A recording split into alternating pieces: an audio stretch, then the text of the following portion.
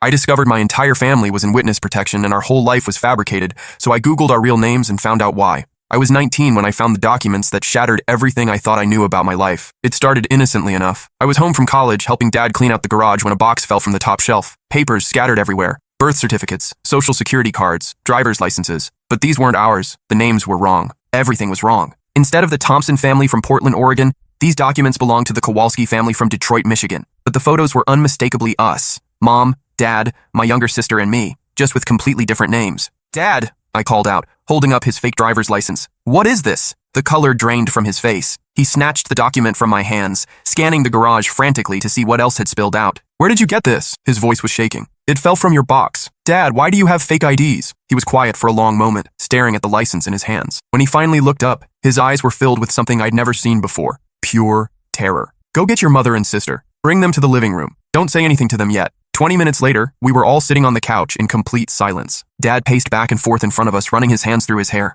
Mom kept wringing her hands, refusing to make eye contact with any of us. There's something we need to tell you, Dad finally said. Something we should have told you years ago. My sister grabbed my arm. She was only 16, still in high school. This was going to destroy her world, just like it was destroying mine. Our real name isn't Thompson, Dad continued. It's Kowalski. We've been living under assumed identities for the past 15 years. The room started spinning. Nothing made sense. What do you mean assumed identities? I managed to ask. Mom finally spoke up, her voice barely a whisper. We're in witness protection. The words hit me like a physical blow. Witness protection. That meant someone wanted us dead, had wanted us dead for 15 years. Witness protection from what? My sister asked, her voice cracking. Dad sat down heavily in his chair. From the people I used to work for. Before you were born, before any of this, I was involved with some very dangerous people. When I decided to testify against them, the government had to hide us. What kind of dangerous people? I pressed. The kind that don't forgive, Mom said quietly. The kind that don't forget. My mind raced. Every birthday party, every school play, every family vacation, all of it had been a lie. Our friends, our neighbors, our entire community thought we were someone else entirely.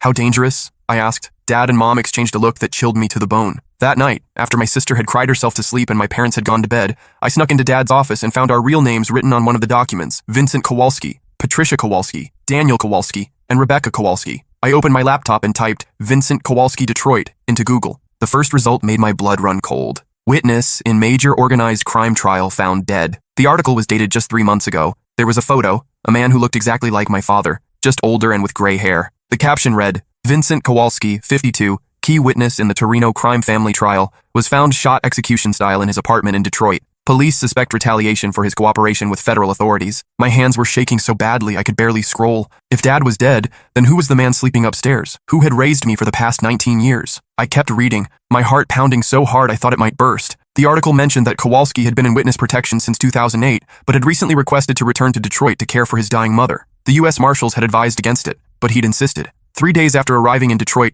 he was dead. I stared at the screen, trying to process what I was reading. The man in the photo looked like my father, but the timeline didn't make sense. We'd been in Portland this whole time. Dad worked at the insurance company. He coached my little league team. He helped me with homework. Unless, I searched for more recent articles and found them. Dozens of them. Torino crime family trial ends in mistrial. Key witness death derails federal prosecution. Alleged crime boss walks free after witness murdered. The most recent article, published just last week, contained a quote that made my stomach drop. With the death of our primary witness, Vincent Kowalski, we no longer have sufficient evidence to proceed with prosecution, said federal prosecutor Amanda Cruz. However, we believe the Torino family is actively hunting for Kowalski's family members, including his wife Patricia and 2 children, Daniel and Rebecca. We urge anyone with information about their whereabouts to contact federal authorities immediately. I slammed the laptop shut and ran upstairs, taking the steps 3 at a time. I burst into my parents' bedroom without knocking. Dad! I shouted. Wake up! Both my parents shot up in bed, instantly alert in a way that seemed trained, practiced. What's wrong? Dad asked, already reaching for something under his pillow.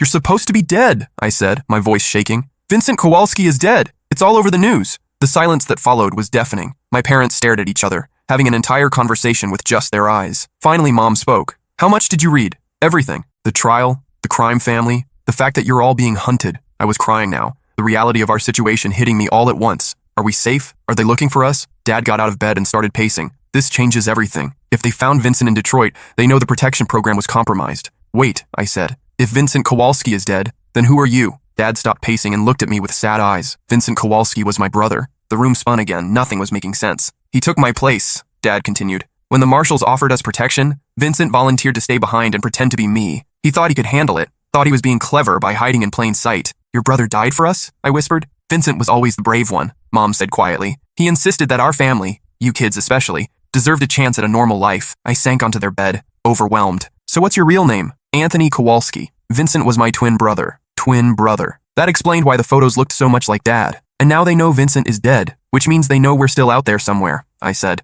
Dad nodded grimly, which means we need to disappear again. What about my sister? She's supposed to graduate in 2 months. I'm supposed to finish college. None of that matters if we're dead, Mom said bluntly. How did this all start? I asked. What did you do that was so bad they've been hunting us for 15 years? Dad sat down on the bed next to me. I worked for Dominic Torino. Started when I was just 18. Stupid kid from the neighborhood who thought the money and respect was worth it. I did collections, ran numbers, eventually graduated to more serious work. He paused, and I could see him deciding how much to tell me. The FBI flipped me after they caught me during a wiretap operation. They had enough evidence to put me away for 20 years, but they offered me a deal. Testify against Dominic and walk away clean. And you took it. I had a family to think about. You were 4, your sister was just a baby. I couldn't go to prison and leave your mother to raise you alone, but you knew it would put us in danger. I thought the government could protect us. They promised us new identities, a fresh start. They said Dominic would be locked away for life, but something went wrong. Dad nodded. The trial was delayed for years. Appeals, motions, legal technicalities. Dominic spent most of that time on bail, running his operation and planning his revenge. I thought about all those times Dad had insisted we couldn't have social media accounts, how he'd driven 40 minutes out of the way to avoid certain areas of the city, how he'd always parked facing the exit wherever we went. You've been watching for them this whole time, every single day for 15 years, and now they found Vincent, which means they're getting close. We sat in silence for a moment, the weight of our situation settling over us. There's something else, Mom said quietly, something we haven't told you. I looked at her, not sure I could handle any more revelations. Vincent didn't just volunteer to take your father's place out of the goodness of his heart. He owed us. What do you mean? Dad took over. Vincent was the one who got me involved with Dominic in the first place. He was already working for the family when he recruited me, but when things got dangerous, when the FBI started closing in, Vincent disappeared, left me holding the bag. He abandoned you? For years, yes. But when the marshals approached us about witness protection, I reached out to him, told him this was his chance to make things right. So he agreed to switch places with you. It was supposed to be temporary, Mom said, just until the trial was over and Dominic was locked away. Then we could all resume our real lives. But the trial kept getting delayed, and Vincent got comfortable playing the role of loving family man in Detroit. He met someone, started a new relationship. He wanted to come back to his old life. That's why he left protection? Dad nodded. Against all advice. The marshals told him it was suicide, but Vincent was always stubborn. He thought 15 years was long enough. He thought everyone had forgotten, but they hadn't. Dominic Torino never forgets a betrayal. Never. I stood up and started pacing, just like Dad had been doing. So what now? Do we run again? Get new identities? It's not that simple, Dad said. The protection program has been compromised. If they found Vincent, they might have inside information. We can't trust the marshals anymore. Then what do? We disappear on our own. The next morning, I found my sister in the kitchen making breakfast. She looked like she hadn't slept at all. Mom and Dad told me everything, she said without looking up from her eggs. About the crime family, about Uncle Vincent, about having to run again. How are you handling it? She finally looked at me, and I could see she'd been crying. My entire life is a lie. My friends, my boyfriend, my plans for college, none of it was real. It was real, I said, sitting down next to her. Just because our names were fake doesn't mean our experiences weren't real. Easy for you to say. You'll be transferring colleges anyway. I'm supposed to graduate valedictorian in 2 months. I had a full scholarship to Stanford. Maybe we can find a way. No, she interrupted. Dad already explained. We have maybe a week before we have to disappear completely. No contact with anyone from our old life, ever. The finality of it hit me hard. I thought about my girlfriend, Emily, who I'd been planning to propose to after graduation. My best friend Connor, who I'd known since middle school. My professors who had become mentors. All of it would just end. There's something else, my sister said. Something Mom and Dad didn't tell you last night because they didn't want to overwhelm you. What now? She handed me her phone. On the screen was a Facebook message from someone named Lucia Torino. Hello, Rebecca. My grandfather would very much like to meet you and your family. He has some questions about your Uncle Vincent's recent passing. Please contact me at this number when you're ready to talk. My blood turned to ice. When did you get this? This morning. But look at the timestamp. She sent it 3 days ago. 3 days ago. Before we'd even found the documents in the garage. Before we'd learned the truth about our family. They know where we are, I whispered. They've known for a while, it looks like. I scrolled through my sister's Facebook profile, looking at what information was publicly visible. Her school, her friends, photos of our house and neighborhood, everything the Torino family needed to find us. Have you shown Mom and Dad? Not yet. I wanted to talk to you first. I handed her back the phone. We need to show them now. We found our parents in Dad's office, surrounded by maps and papers. They were planning our escape route. How long have you known? Dad asked after reading the message. I just found it this morning, my sister said, but it was sent 3 days ago. Dad closed his eyes and rubbed his temples. They've been watching us, probably for weeks, maybe months. Which means they know our routines, Mom added. They know where we work, where you go to school, everything. Are we in immediate danger? I asked. The fact that they're reaching out instead of just acting suggests they want something, Dad said. Information maybe, or they want to draw us out. What if we just ignored it? Then they escalate, start threatening your friends, your classmates, maybe grab one of you to force a meeting. So we have to respond? We have to disappear. Tonight. The rest of the day was a blur of preparation. We couldn't pack much. Just one bag each with essential items. Everything else would have to be left behind. What about our cars? I asked. We'll drive one to the next state, then abandon it and switch to public transportation, Dad explained. Cash only from here on out. No credit cards, no phones, nothing traceable. Where will we go? I have a place in mind. Somewhere I prepared years ago, just in case. That evening, as we were loading our bags into Dad's truck, my sister got another message. I know you're getting ready to run. My grandfather is patient, but not infinitely so. Answer your phone when I call, or we start visiting your friends. As if on cue, her phone started ringing. Unknown number. Don't answer it, Dad said immediately. The phone stopped ringing, then immediately started again. They're not going to stop, my sister said. Then we turn it off and go. But before we could move, all of our phones started ringing at once. Different numbers, but clearly coordinated. They're making a point, Mom said quietly. They can reach us whenever they want. Dad made a decision. Answer it, but put it on speaker so we can all hear. My sister answered with shaking hands. Hello? Rebecca? This is Lucia Torino. I believe you received my messages. The voice was young, probably around my age. She sounded educated, polite even. What do you want? My sister asked. To talk. Nothing more. My grandfather simply wants to understand what happened to Vincent. Why he chose to come back to Detroit after all these years. We don't know anything about that. I think you do. I think your family knows quite a lot about Vincent's decisions. There was a pause. Then Lucia continued. I'm standing outside your house right now. I can see your truck loaded with bags. Were you planning to go somewhere? My sister dropped the phone. We all rushed to the window and peered through the curtains. A black sedan was parked across the street. A young woman stood next to it, phone to her ear, looking directly at our house. We're trapped, Mom whispered. Dad grabbed the phone. What do you want? He asked. Hello, Anthony. It's been a long time. Dad's face went white. She knew his real name. My grandfather sent me because he remembers you fondly. You were always one of his favorites before you chose to betray him.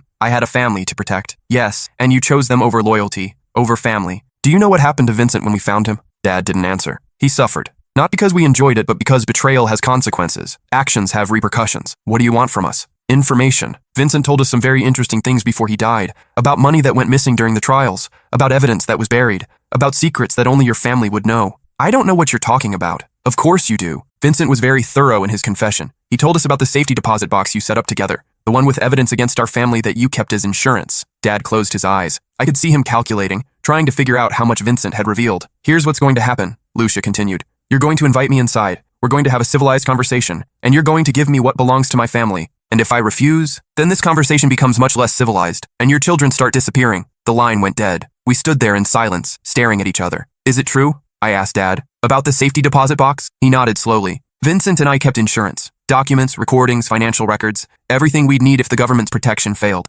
Where is it? Portland First National, downtown branch. Through the window, we watched Lucia walk across the street toward our front door. What do we do? My sister whispered. Dad looked at each of us in turn. We survive. Whatever it takes, we survive. The doorbell rang. Dad walked to the front door and opened it. Lucia Torino stepped inside like she owned the place. She was younger than I'd expected. Maybe 25, well-dressed, professional-looking. If I'd seen her on the street, I would have assumed she was a lawyer or banker. Not the granddaughter of a mob boss. Thank you for inviting me in, she said politely, as if this was a normal social visit. You didn't give us much choice. There's always a choice, Anthony. You could have run, could have tried to fight. Instead, you chose to be reasonable. She looked around our living room, taking in the family photos, the normal suburban decor. You've built a nice life here. Very ordinary. That was the point. Yes, I imagine it was. She turned to look at my sister and me. You must be Daniel and Rebecca. You've grown up so much since the last photos we had. The casual way she said it, like she'd been watching us grow up from a distance, was more terrifying than any threat. What exactly do you want? I asked. Straight to business. I like that. She sat down on our couch without being invited.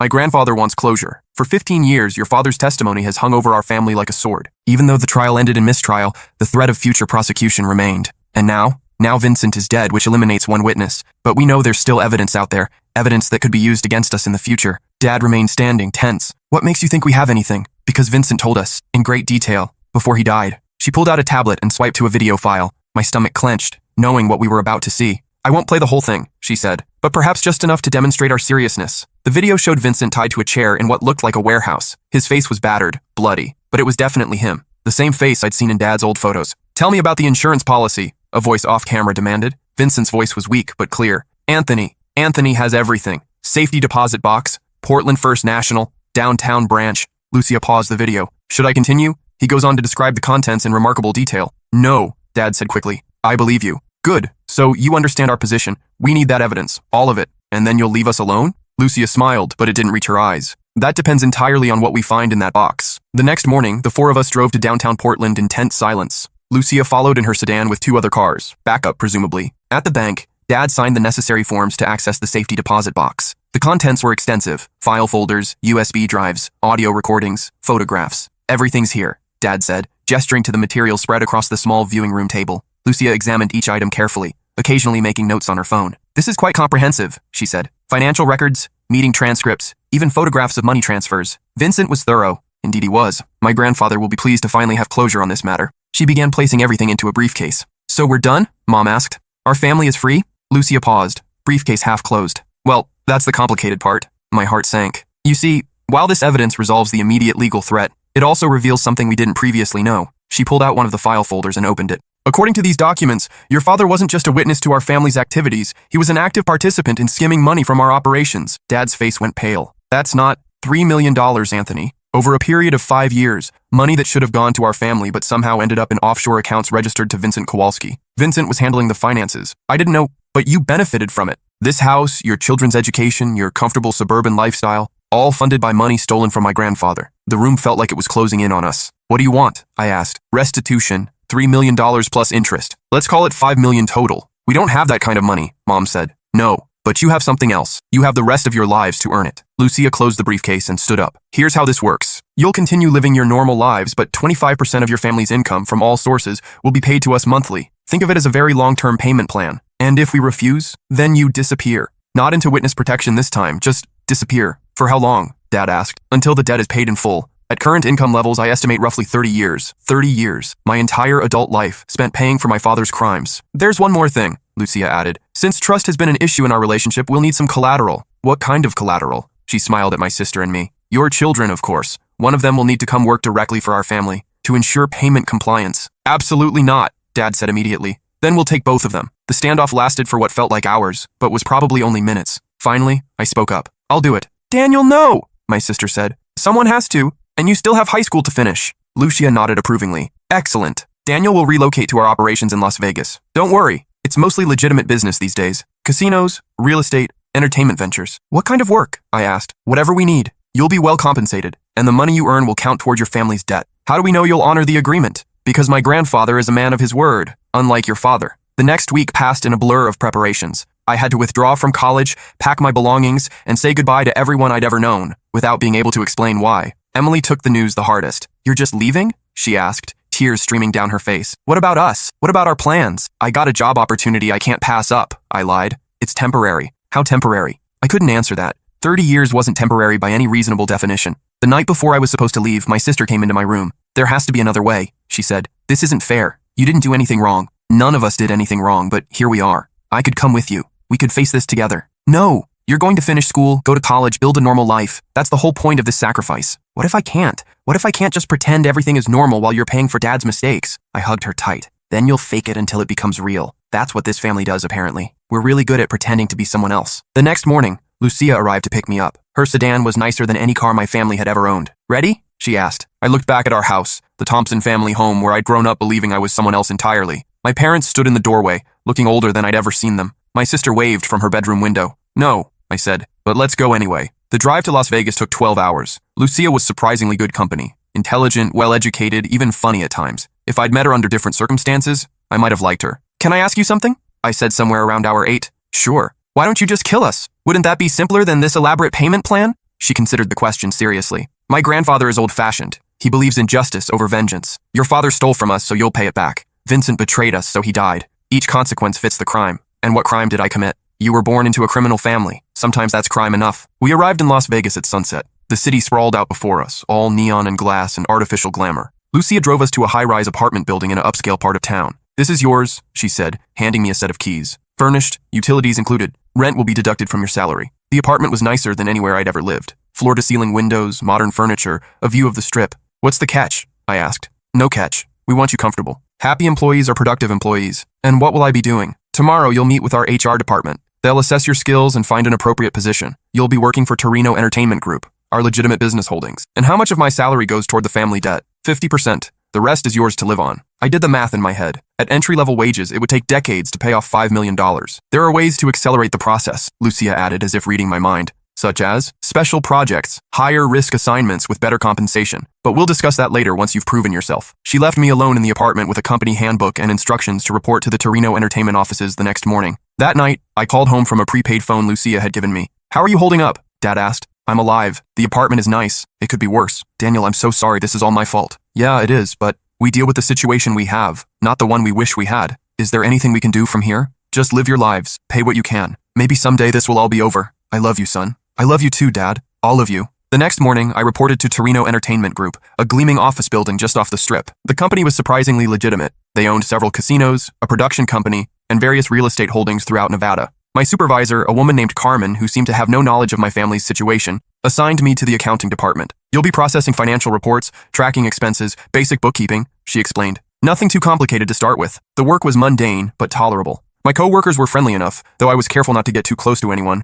I couldn't risk involving innocent people in my family's problems. For 6 months, I lived a strange double life. During the day, I was Daniel Thompson, entry-level accountant. But every evening, I'd receive a call from someone in the Torino organization, reminding me of my true purpose. The calls weren't threatening, just regular check-ins to ensure I was meeting my obligations. My paychecks were automatically split, with half going toward the family debt and the other half deposited into my personal account. The money going toward the debt was substantial, more than my official salary should have allowed. I suspected the Torinos were supplementing my payments somehow, possibly to accelerate the repayment schedule. Then one day, Lucia appeared in my office. How are you settling in? She asked. Fine. No complaints. Excellent. I have a proposition for you. She explained that the company had identified some irregularities in one of their subsidiary operations, a casino in Reno that appeared to be skimming from the nightly receipts. We need someone to investigate, someone without obvious ties to our family, someone who could blend in as a regular customer. You want me to spy on your own employees? I want you to help us identify theft, which, given your family history, seems appropriately ironic. The assignment would last 2 weeks. If I successfully identified the source of the theft, it would count as a year's worth of debt payments.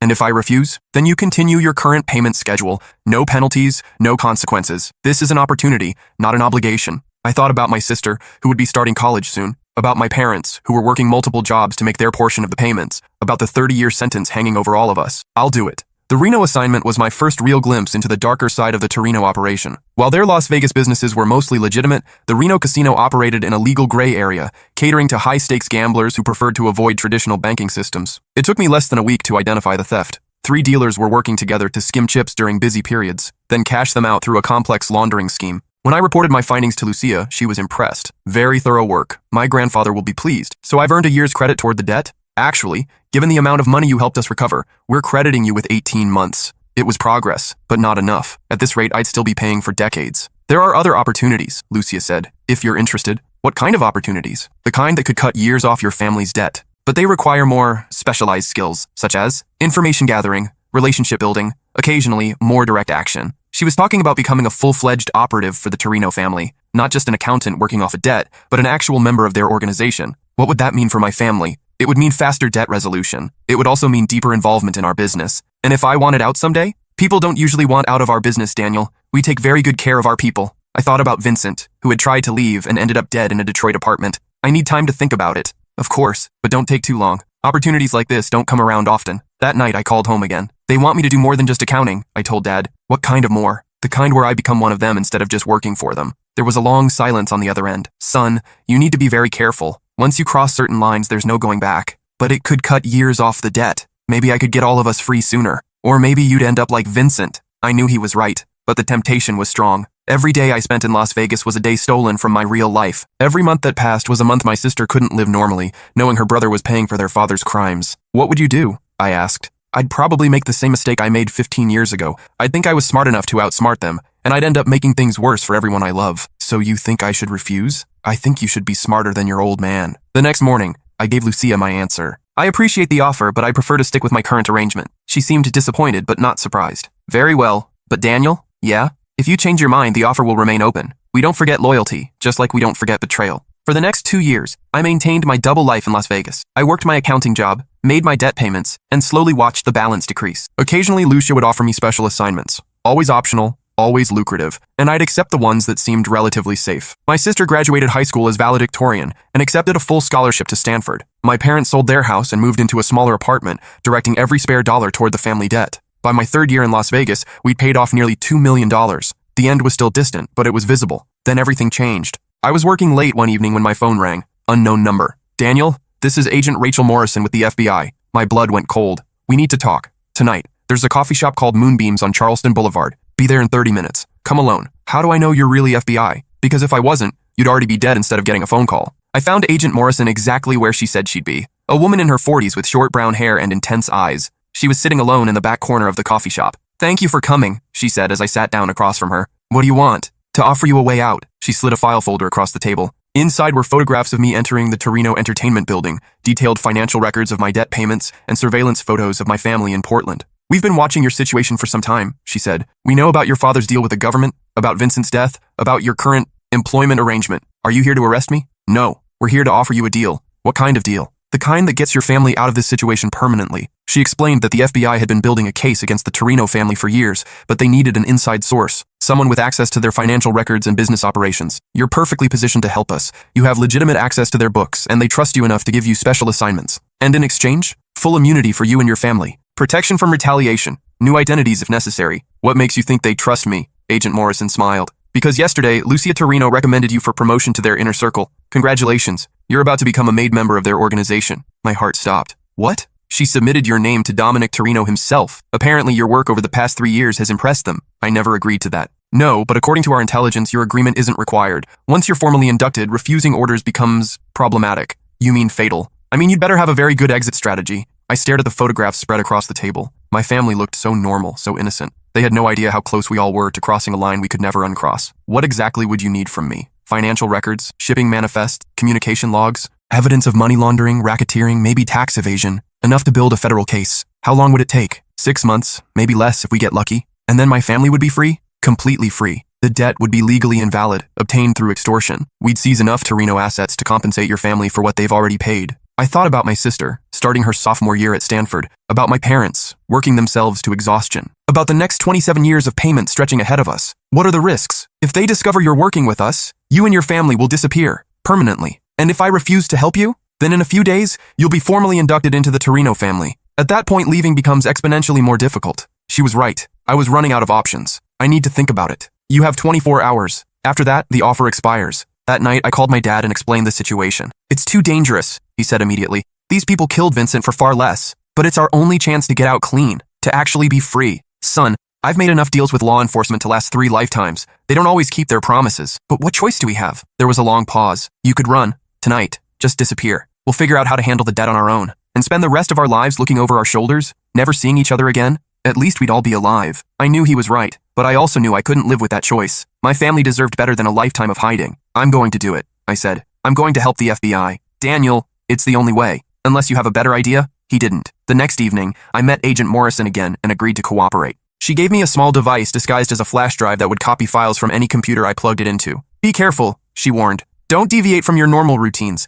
Don't access anything you wouldn't normally have reason to access, and never ever let them suspect you're gathering intelligence. What if they ask me to do something illegal? You do it. Whatever it takes to maintain your cover, even if it means hurting innocent people. Daniel, if this operation fails, your family dies. Keep that in perspective." The next week, I received official notification of my promotion. I was now a senior associate with access to higher-level financial records and operational details. Lucia personally delivered the news. "My grandfather is very pleased with your progress," she said. "You've proven yourself trustworthy and capable. I appreciate the confidence. This new position comes with additional responsibilities and additional compensation, of course." She explained that I'd now be handling financial oversight for several of their business operations, including some of their less conventional ventures. Less conventional how? Import-export businesses, entertainment services, private lending operations, money laundering, prostitution, and loan sharking. She was being polite about it, but the meaning was clear. "I understand. Excellent. You'll start Monday. Your salary will be tripled, and we're crediting your family's debt with an additional $1 million. It was a generous offer. Suspiciously generous. My debt was being forgiven faster than the math should allow. "Why?" I asked. "Because my grandfather believes in rewarding loyalty, and because we have bigger plans for you." That weekend, I used the FBI's device to copy every financial file I could access. The data was staggering. Detailed records of money laundering operations, bribes to public officials, and illegal gambling enterprises. But I also found something else. A file labeled Thompson Family Account. Inside were records showing that my family's debt had been artificially inflated. The original amount stolen was closer to $500,000, not $3 million. The Torinos had been using our situation as leverage to recruit me, making the debt seem larger and more insurmountable than it actually was. They'd manipulated us from the beginning. I copied everything and sent it to Agent Morrison through our secure communication channel. Her response came back within hours. "This is exactly what we needed. Maintain your position for 2 more weeks while we prepare arrest warrants." 2 weeks felt like an eternity. Every interaction with Lucia or other Torino associates felt like walking through a minefield. I had to act natural, while knowing that discovery meant death. On a Tuesday morning in my second week of espionage, Lucia appeared in my office with an unexpected request. "We need you to travel to Portland," she said. There's a situation that requires your particular expertise. My blood went cold. What kind of situation? Some former associates of your father have been asking questions. People who knew Vincent. We need someone to have conversations with them. Someone who understands the family dynamics. What kind of conversations? The kind that ensure their continued discretion. She was asking me to threaten people who had known my father, possibly to hurt them. I don't think I'm the right person for that job. My grandfather specifically requested you. He feels it would be poetic justice. And if I refuse, then someone else handles it. Someone who might be less gentle in their approach. I was trapped. If I refused, they'd send someone who might actually harm innocent people. If I agreed, I'd be crossing a line that I couldn't uncross. When do I leave? Tomorrow morning. Don't worry, it should be a quick trip. A few conversations, then back to Vegas. That night, I called Agent Morrison's emergency number. They're sending me to Portland, I told her. They want me to threaten people who knew my father. That's perfect, she said. We were planning to move next week anyway. This gives us grounds for additional charges. But what about the people they want me to threaten? We'll have surveillance teams in place. The moment you make contact with any of their targets, we'll move in. So I'll actually have to go through with it? Just long enough to establish intent. Don't worry, no one will be harmed. I flew to Portland the next morning with a briefcase full of instructions and a heart full of dread. The list of people I was supposed to visit included former neighbors, my father's old co-workers, and even my high school guidance counselor. The plan was simple. Visit each person, remind them that discussing the Kowalski family with anyone would be unhealthy for their continued well-being, then report back to Lucia. But as I sat in my rental car outside my old high school, I couldn't bring myself to go inside. Mrs. Patterson had helped me apply to colleges, written recommendation letters, celebrated my achievements. The thought of threatening her was unbearable. I called Agent Morrison. I can't do this, I said. These people are innocent. Daniel, you need to follow the plan. We have teams in position. The moment you approach any of these targets, we'll arrest you and shut down the entire operation. Arrest me? As part of your cover. The Torinos will think you were caught, not that you cooperated. It protects your family from retaliation. And then? Then you disappear into witness protection while we build our case. What about my family? They'll be safe. We'll monitor the situation and bring them into protection if necessary. I sat in that parking lot for another hour, watching students walk in and out of my old school. Normal kids living normal lives, oblivious to the darkness that had consumed mine. Finally, I made my decision. I drove to Mrs. Patterson's house and knocked on her door. She answered with a confused smile. Daniel, what are you doing here? I need to talk to you about my father. As the words left my mouth, I saw FBI agents moving into position around the house. Agent Morrison had kept her word. Mrs. Patterson, I said loudly enough for the surveillance equipment to pick up. You need to stop asking questions about the Kowalski family, for your own safety. Before she could respond, the agents moved in. FBI, Daniel Thompson, you're under arrest. They handcuffed me and led me to their vehicle, while Mrs. Patterson watched in shock from her doorway. To any observers, it would look like a failed intimidation attempt that resulted in my capture. Sorry about this, Agent Morrison whispered as she put me in the back of her car, but we need to sell the performance. I spent the next 6 hours in FBI custody while they coordinated the arrests of dozens of Torino associates across multiple states. By evening, Dominic Torino himself was in federal custody, along with Lucia and most of their key operatives. It's over, Agent Morrison told me. Your family is free. I called home from the FBI office. Dad, it's me. It's over. We're free. What happened? Are you okay? I helped the FBI take down the Torinos. The debt is gone. Everything is over. And you're safe? I'm safe. We're all safe. That was 6 months ago. My family has since moved back to our real identities. Daniel Kowalski, not Daniel Thompson. It's strange, learning to be yourself after years of pretending to be someone else. I'm finishing college in Portland, studying criminal justice. Ironic, maybe, but after everything I've seen, I want to help other families escape situations like ours. My sister is thriving at Stanford. My parents have reopened their old business. We're rebuilding our lives as the people we were always supposed to be. Sometimes I think about Lucia, now serving 15 years in federal prison. I wonder if she understands that loyalty and fear aren't the same thing, that real family doesn't require blackmail to stay together. But mostly, I just try to live normally, to be a regular college student who worries about exams and dating instead of debt payments and death threats. It's harder than you might think, learning to trust that your life is actually your own. But every morning when I wake up in my own bed, in my own apartment, living under my own name, I'm reminded that freedom is worth fighting for, even if the fight nearly destroys you.